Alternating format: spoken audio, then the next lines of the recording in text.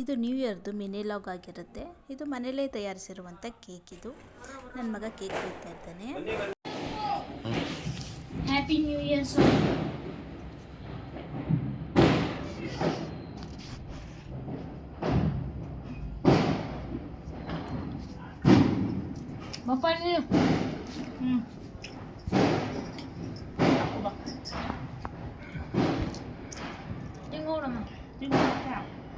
ನಮ್ಮ ಮನೆಯವ್ರು ನಾನು ಮೊದಲು ತಿನ್ನಿಸ್ತೀನಿ ಅಂತಿದ್ದಾರೆ, ಆದರೆ ನಾನು ಮೊದಲು ತಿನ್ನಿಸ್ತೀನಿ ಅಂತ ಇಬ್ಬರು ಕಿತ್ತಾಡ್ಕೊಂಡೆ ಕೇಕ್ ತಿನ್ನಿಸ್ತಾ ಇದ್ದೀವಿ.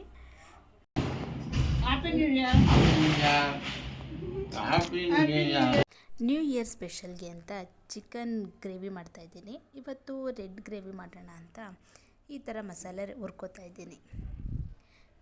ಹುರಿದಿರೋ ಮಸಾಲೆನ ಮಿಕ್ಸಿಗೆ ಹಾಕ್ಕೊಂಡು ಪುಡಿ ಮಾಡ್ಕೋಬೇಕು. ಈಗ ಒಂದು ಬಾಣಲಿಲಿ ಎಣ್ಣೆ ಹಾಕ್ಕೊಂಡು ಅದಕ್ಕೆ ಸಣ್ಣದಾಗಿ ಹಚ್ಚಿರುವಂಥ ಈರುಳ್ಳಿ ಹಾಕ್ಕೊಂಡು ಅದನ್ನು ಚೆನ್ನಾಗಿ ಫ್ರೈ ಮಾಡ್ಕೋಬೇಕು. ಗೋಲ್ಡನ್ ಬಣ್ಣ ಬರೋ ತನಕ ಅದನ್ನು ಫ್ರೈ ಮಾಡ್ಕೋಬೇಕು. ಇದು ಫ್ರೈ ಆದಮೇಲೆ ಇದಕ್ಕೆ ಈಗ ನಾನು ಟೊಮೊಟೊ ಹಾಕ್ಕೋತಾ ಇದ್ದೀನಿ. ಟೊಮೊಟೊ ಹಾಕ್ಕೊಂಡು ಅದನ್ನು ಕೂಡ ಚೆನ್ನಾಗಿ ಫ್ರೈ ಮಾಡ್ಕೋಬೇಕು.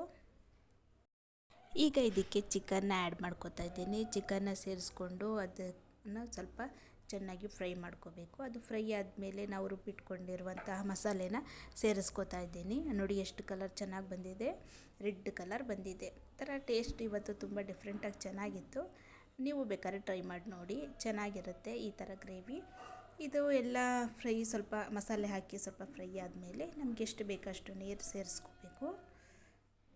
ನೀರು ಹಾಕ್ಕೊಂಡ ಮೇಲೆ ಇದು ಸ್ವಲ್ಪ ಕುದಿ ಬರೋ ತನಕ ವೆಯ್ಟ್ ಮಾಡಬೇಕು. ನೋಡಿ ಈಗ ಕುದಿ ಬರ್ತಾ ಇದೆ. ಈಗ ಕುದಿ ಬಂದಮೇಲೆ ಇದಕ್ಕೆ ಗರಂ ಮಸಾಲ ಪೌಡರು, ಧನಿಯಾ ಪುಡಿ ಮತ್ತು ರುಚಿ ಹಾಕೋತಾ ಇದ್ದೀನಿ. ಮತ್ತು ಸ್ವಲ್ಪ ಕಾರ್ನ್ಫ್ಲೋರ್ಗೆ ಸ್ವಲ್ಪ ನೀರನ್ನ ಮಿಕ್ಸ್ ಮಾಡಿ ಸ್ವಲ್ಪ ಆ್ಯಡ್ ಮಾಡ್ಕೋತಾ ಇದ್ದೀನಿ.